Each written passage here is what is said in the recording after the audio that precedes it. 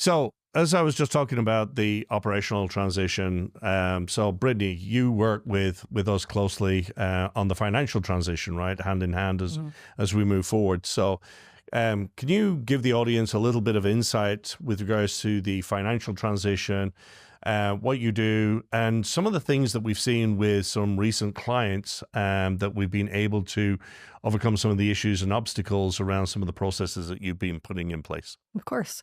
Yeah. So financial transition is really about making sure that you can successfully transition into owning that business. That was actually the need that we saw that caused us to add that service. We had a lot of folks coming to us and getting their business and saying, I don't know what to do next. I don't know what to do next.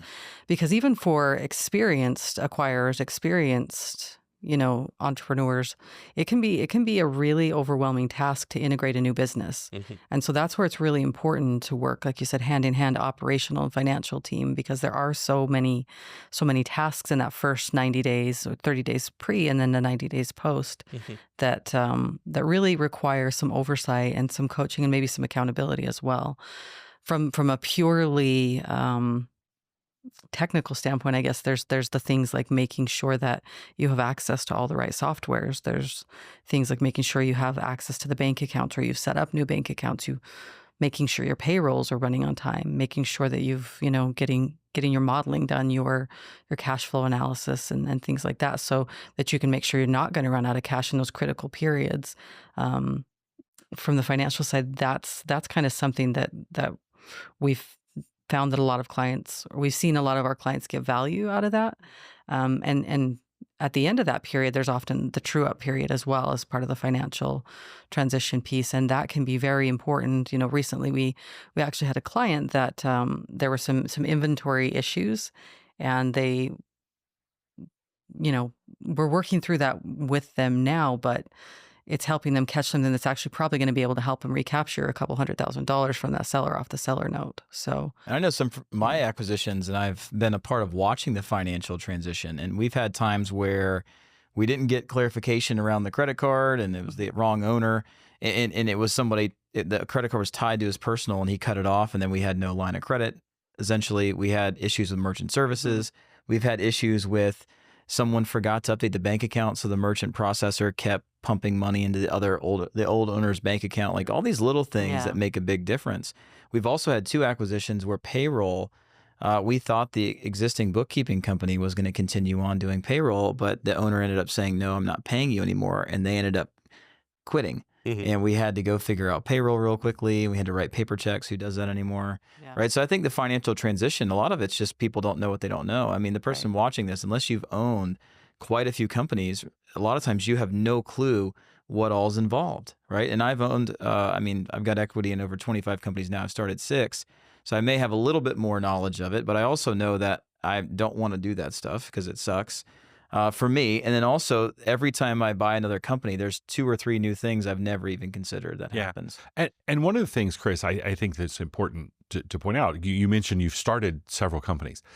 When you start a company, all of these things happen gradually. You open a bank account and then you hire an employee. So then you have to set up payroll, and then you start accepting credit cards. So you have to set up merchant services, and then you get a business credit card. And so all of those are just one thing that happens, and then a month or a week or a year goes by and you do the next thing.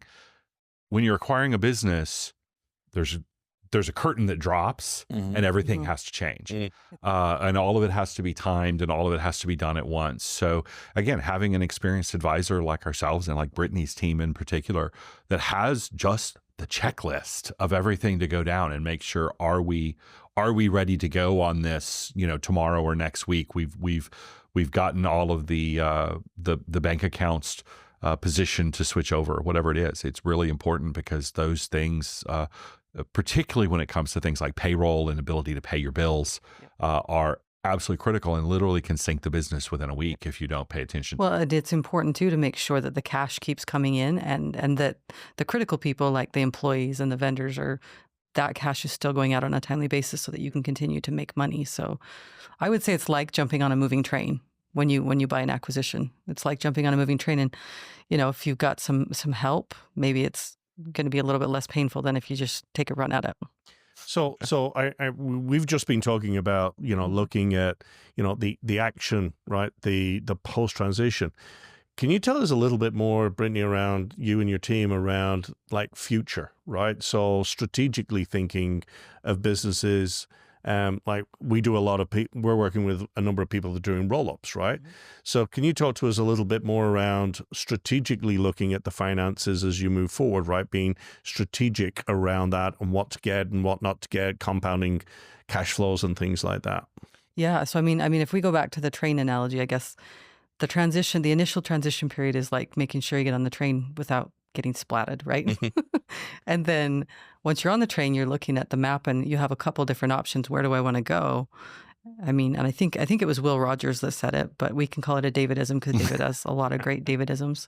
If you don't know where you're going, how are you going to get there, right? So figuring out strategy with them as far as what begin with the end in mind. I mean, that's a big phrase that we have here at Buy and Build is begin with the end in mind, so that we know how do we want to model your cash flows. Do we want to have, different levels of reserves for different things? What is your CapEx going to look like in a year, in 2 years, in 3 years?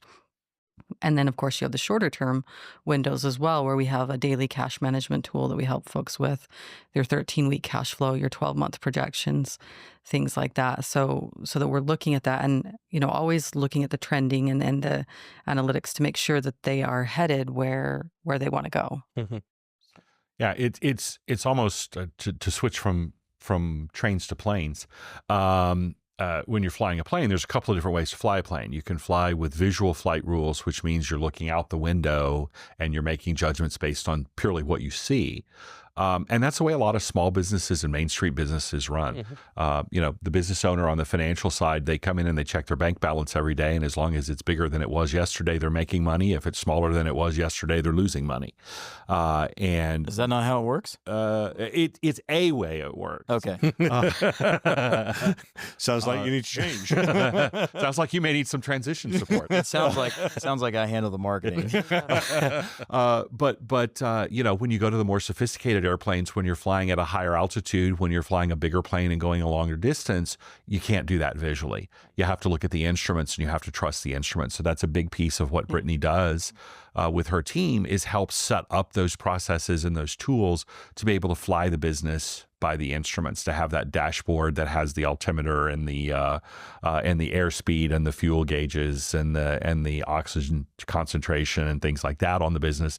All of those are different financial metrics that they're looking at, and being able to make decisions about how to fly the plane when you're in the clouds or you're at 30,000 feet and you can't see the ground. Mm-hmm. So no pressure, but we did a trains, planes, and now it's automobiles. Automobiles. Yeah, so we need an analogy. Yeah. I set you up there. I'm glad you took the bait. Well, so let's talk about automobiles, right? So as we're looking at different parts of the business and financials, right? Do you want a Lamborghini, right? Do you need to go, fast?